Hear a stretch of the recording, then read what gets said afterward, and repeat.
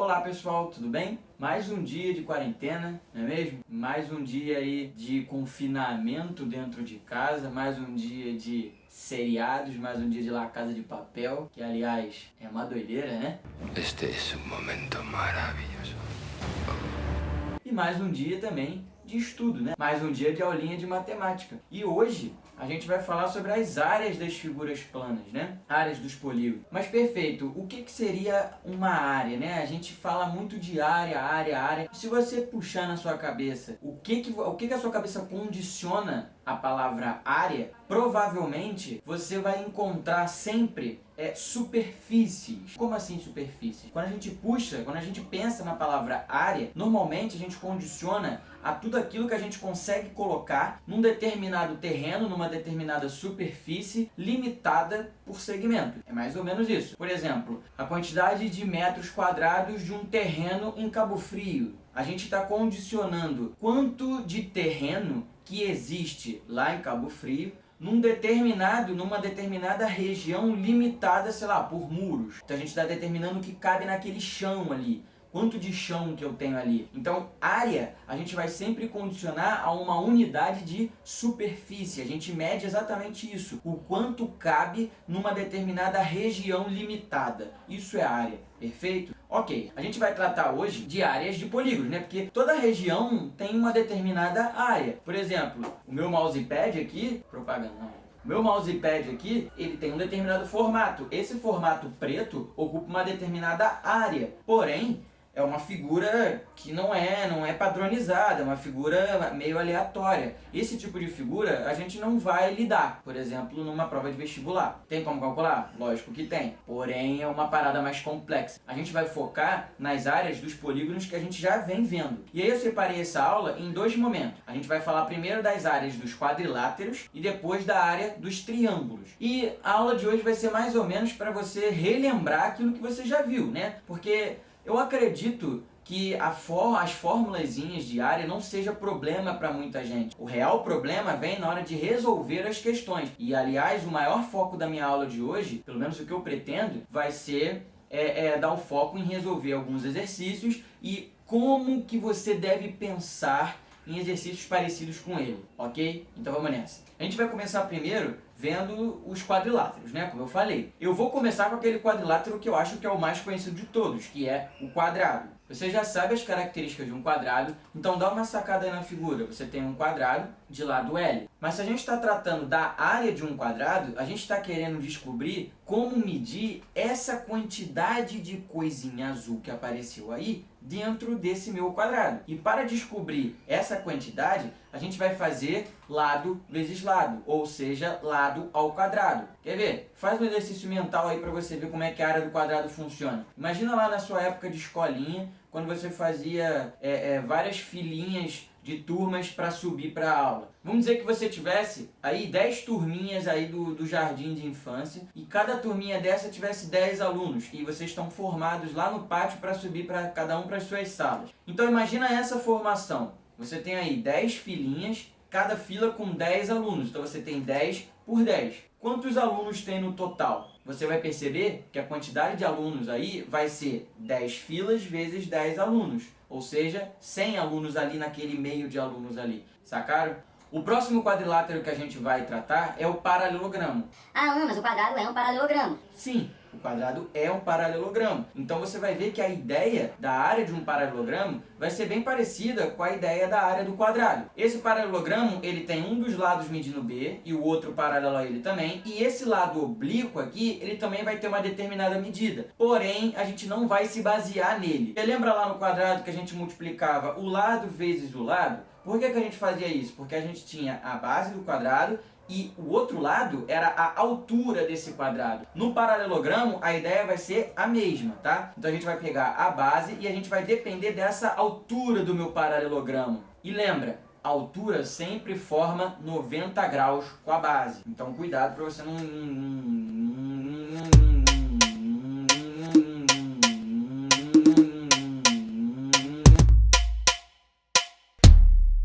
Cuidado para você não confundir o que é ou não altura. Ok, então a área de um paralelogramo ela é a base vezes a altura. Então Então, o próximo quadrilátero que a gente vai tratar, ele é muito parecido, a lógica da área dele é muito parecida com a lógica dos outros dois. Por isso que eu coloquei eles juntos, porque eles vão ser muito parecidos. O outro é o retângulo, né? E todo mundo já sabe o que é um retângulo. Ele tem lá também uma base e uma altura, né?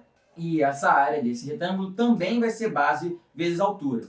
De boa? Aí você pode estar se perguntando, mas Alan, então se um paralelogramo e um retângulo tiverem a mesma base, a mesma altura, eles vão ter a mesma área? Sim, eles vão ter a mesma área. E aí talvez fique esquisito para você olhar para a figura do paralelogramo e olhar para a figura do retângulo e achar que eles têm a mesma área. Por exemplo, essas duas que eu coloquei aí, elas têm a mesma área. E aí você fala, olha para o retângulo. Eu vou colocar ele em cima do paralelogramo, cobrindo ali e deixando aquele triângulozinho de fora. Tá vendo? Ó, que esse triângulo aqui, ele faz parte do paralelogramo, mas não faz parte do retângulo. E aí você vai falar, então não é igual. Vamos olhar mais a fundo esse retângulo.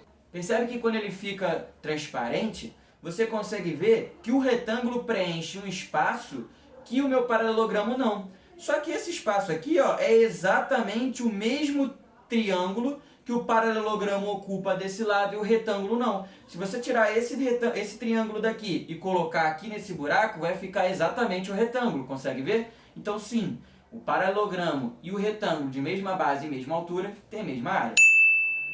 Ok, falamos dos 3 primeiros quadriláteros que eu queria tratar com vocês, que são muito parecidos os raciocínios. Porém, ainda tem 2 quadriláteros que eu queria trabalhar com vocês. Primeiro, olha para esse losango aí que eu estou desenhando para vocês. Todo mundo lembra o que é um losango, né? É um quadrilátero de lados iguais. E dá uma olhada, eu vou traçar as 2 diagonais desse losango. Ó, dá uma olhadinha. Eu tracei a diagonal em pé e a diagonal deitada. Essa diagonal em pé eu vou chamar de Dzinho, que é referente à diagonal menor. E essa diagonal deitada eu vou chamar de Dzão, que é referente a uma diagonal maior. A área do losango ela vai ser dada pelo produto das diagonais dividido por 2. Ah, Alan, mas por quê? Repara que formaram 4 triângulos ali dentro do losango. A área do losango ela vai depender da área desses triângulos aí, porque são todos iguais. Então, mais pra frente eu vou falar da área do triângulo e fica como um exercício mental para vocês fazerem em casa depois. Acha a área de um triângulo desses, depois multiplica por 4 e você vai chegar nessa área do losango.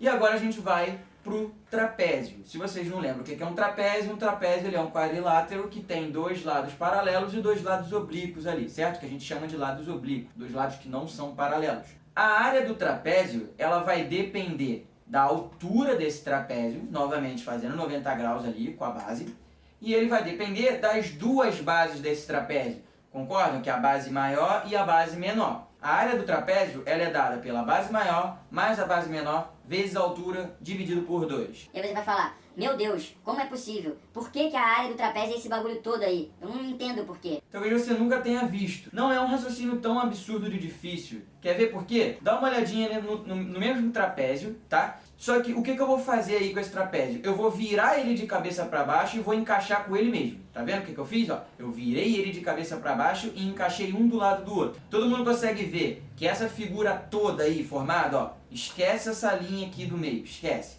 Tá vendo que essa figura toda formada aqui virou um paralelogramo, né? Essa base grandona aqui é paralela a essa base grandona aqui. E esse lado aqui é paralelo a esse lado aqui. Só que a gente viu ainda agora que a área de um paralelogramo é a base vezes a altura. Então concorda aí que a base desse paralelogramo é Bzão mais Bzinho e que a altura é o H? Então a área desse paralelogramo aí vai ser Bzão mais o Bzinho vezes a altura. De boa, né? Porém, lembra, eu não estou fazendo a área do paralelogramo grandão, eu estou fazendo a área só do trapézio. Só que eu não dupliquei esse trapézio para fazer o paralelogramo, então significa que a área de cada trapézio é a metade da área desse paralelogramo. Então eu vou dividir esse bagulho por 2. Por isso que a área do paralelogramo é base maior mais base menor vezes altura sobre 2. Feio pai desgraça, velho. Parece um siriguejo. Ok, como eu falei com vocês, a aula ia ser dividida em 2 partes, a parte dos quadriláteros e a parte dos triângulos. Mas aí dá uma sacada nesse paralelogramo aí. Aí você pode se perguntar, Mas Alan, o que tem a ver um paralelogramo na aula de triângulos? Você já vai entender. Pega esse paralelogramo e traça essa diagonal aí que eu acabei de desenhar. Esse paralelogramo aí que eu desenhei, essa diagonal, ele tem uma altura, que eu desenhei ali também, aquela altura amarela ali. E ele também vai ter uma base. Todo mundo consegue entender que esse paralelogramo, eu dividi ele em duas partes iguais e que essas duas partes são triângulos. Eu tenho esse triângulo aqui e esse triângulo aqui. Olhando para esse triângulo aqui apenas, ó, eu tenho a mesma base e a mesma altura que o meu paralelogramo anterior, concorda? E se esse triângulo ele é a metade daquele paralelogramo, significa que a área desse triângulo vai ser a metade da área daquele paralelogramo. Só que a área daquele paralelogramo era a base vezes a altura. Então, a área do meu triângulo vai ser base vezes a altura dividido por 2. Eu acho que essa área aí é a que todo mundo conhece, né? Todo mundo usa ela para calcular a área do triângulo. Mas não existe apenas essa maneira de descobrir a área de um triângulo. Quer ver outra? Dá uma olhada agora no meu triângulozinho aí de novo. Eu determinei aqui, ó, que esse lado mede A e esse lado mede C, tá bom? São dois lados quaisquer. A princípio a gente calculava a área dependendo da base e da altura relativa a essa base. Agora eu vou dar um jeito de calcular ela de outra forma. Dá uma olhadinha no ângulo θ ali vermelho. Vamos dizer que você tenha um problema, que você conheça um dos ângulos do meu triângulo. Concorda comigo que esse triângulo aqui, ó, formado pela altura e por esse segmento C, ele é um triângulo retângulo, e por esse pedacinho aqui, ó, isso aqui é um triângulo retângulo, tá vendo? Onde esse θ é um ângulo desse triângulo retângulo. Dentro do triângulo retângulo a gente pode fazer as relações trigonométricas de seno, cosseno e tangente. Beleza, então eu vou fazer o seno do meu ângulo θ aí que eu desenhei. Então dá uma ligada em como que a gente vai fazer isso. O seno de um ângulo, ele é o cateto oposto ao ângulo sobre a hipotenusa. Se o meu ângulo θ é esse vermelhinho aqui, ó, o cateto oposto a ele é H e a hipotenusa é C. Então, o seno de θ vai ser H sobre C. Por que eu escrevi isso? Que eu posso escrever que H ele é C vezes o seno de θ, concorda? A área do triângulo não era base vezes a altura dividido por 2? No lugar dessa altura, eu vou colocar aí C vezes o seno de θ. Então, olha como é que vai ficar a área do meu triângulo.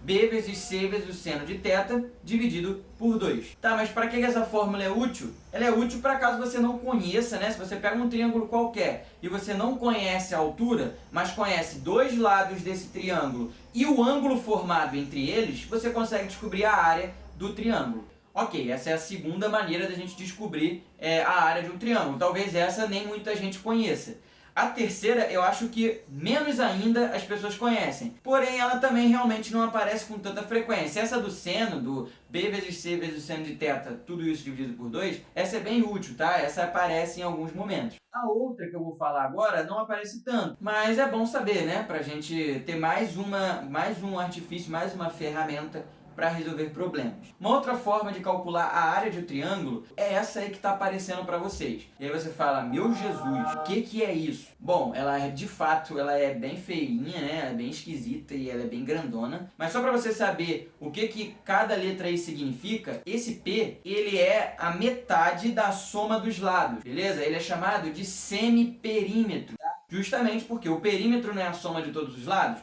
o semiperímetro é a metade dessa soma. E a gente multiplica esse semiperímetro pela diferença dele e cada um dos outros lados do triângulo. Então dá uma olhada na fórmula, ó. Ela é o semiperímetro vezes o semiperímetro menos o lado A, vezes o semiperímetro menos o lado B, vezes o semiperímetro menos o lado C. Calcula isso tudo, tira a raiz quadrada, que vai dar na área do triângulo que tem ali, beleza? Isso vai funcionar. Para quem quiser dar uma olhada mais a fundo nessa fórmula, é óbvio que eu não vou explicar o porquê dela, eu só estou apresentando para vocês porque é mais um artifício para você utilizar. Mas quem quiser pesquisar mais sobre ela, ela se chama fórmula de Heron, tá? E aí você pode ver a demonstração dela, caso você queira. Perfeitinho? Ok. Bom, gente, tudo que a gente tinha para falar sobre áreas, eu já falei com vocês.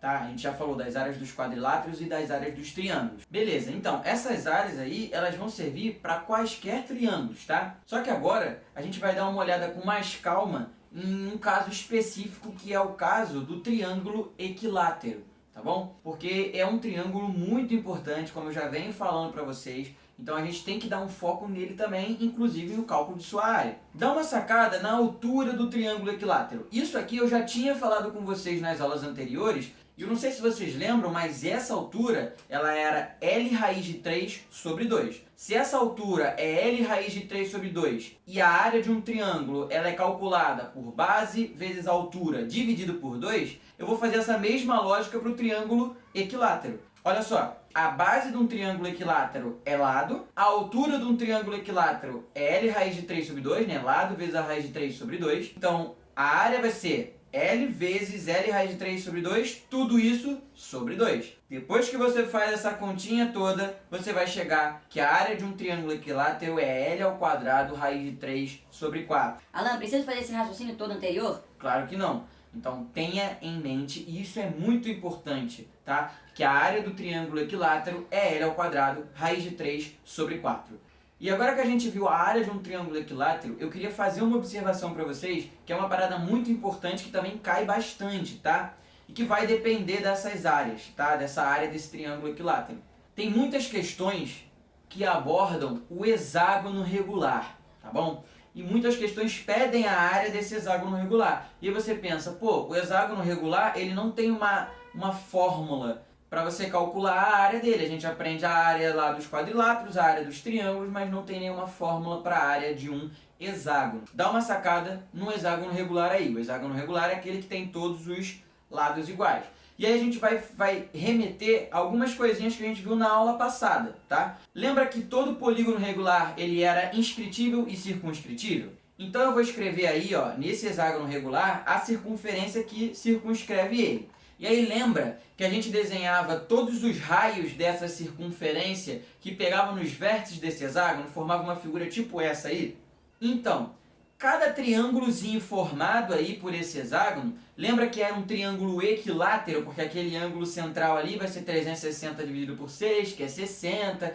Isso tudo a gente viu na aula passada. Se eu tenho todos esses triângulos ali sendo equiláteros, significa que se o lado do meu hexágono é L, o lado ali daquele triângulo de lá de dentro também vai ser L. Então é um triângulo equilátero de lado L, que é igual ao lado do hexágono. Logo, se esse hexágono ele é formado por 6 triângulos desses, e todos esses triângulos são equiláteros, é só eu fazer 6 vezes a área de cada triângulo equilátero. Concorda?